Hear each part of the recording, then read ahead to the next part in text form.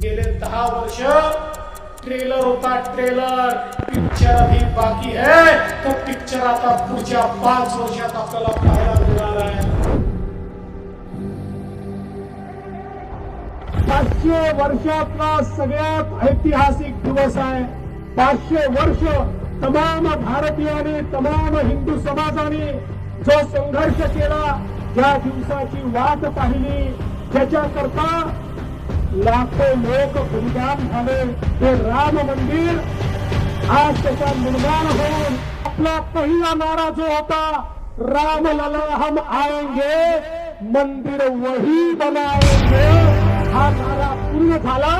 ये जो हमारा महाराष्ट्र में डिबैकल हुआ है, या जो हमें एक प्रकार से हार मिली है, हमारी सीटें कम हुई है, इसकी पूरी जिम्मेदारी ये मेरी है. मैं इस जिम्मेदारी को स्वीकारता हूं. कहाँ कमियां रही है उसको पूरा करने की कोशिश करूंगा. मैं भागने वाला आदमी तो हूं नहीं, और जोरों से मैदान में उतरूंगा और हमारी पूरी पार्टी को साथ में लेकर हम लोग वापस नई स्ट्रैटेजी तैयार करेंगे, और नई स्ट्रैटेजी तैयार करके हम लोग जनता के बीच जाएंगे. जनता का जो विश्वास है, उस विश्वास को हम लोग संपादित करेंगे. तुम्हाला माहिती आहे की आपल्यापेक्षा आपलं काम बोलतं. मैं जो बोलता हूँ वो करता हूँ, और जो नहीं बोलता वो डेफिनेटली करता हूँ. देवेंद्र फडणवीस के अपने कोई सपने नहीं है. हमारे सपने बीजेपी के सपने, हमारे सपने महाराष्ट्र के सपने.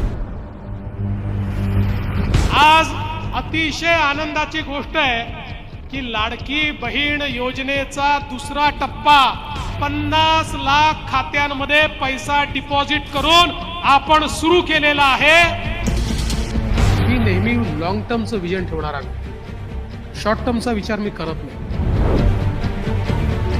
कुठल्याही प्रकारचा सायबर अटॅक, कुठल्याही प्रकारचा सायबर फ्रॉड, कुठल्याही प्रकारे लोकांची फसवणूक, या सगळ्या गोष्टी या माध्यमातून थांबवता येत नाही.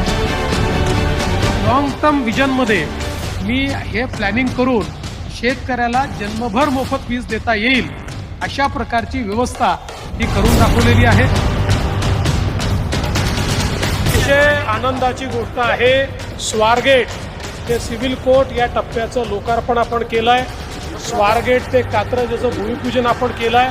आता 33 किलोमीटरची मेट्रो पुण्यामध्ये कार्यान्वित झालेली आहे. आज वैनगंगा नळगंगा नदीजोड प्रकल्प आहे. या प्रकल्पामुळे पूर्ण विदर्भ दुष्काळमुक्त होणार आहे, आणि 10 लाख एकर जमीन ही सिंचनाखाली येते.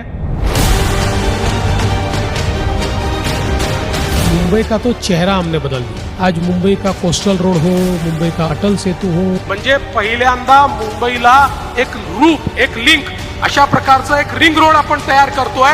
माननीय देशाचे प्रधानमंत्री मोदीजी यांच्या नेतृत्वात आम्ही जो संकल्प केला होता की 1 तासाच्या आत मुंबईमध्ये आपल्याला त्या ठिकाणी कम्युटेशन करता आलं पाहिजे, हे पूर्ण होत आहे.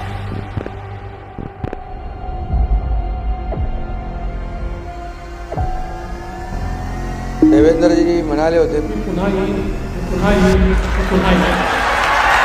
आले.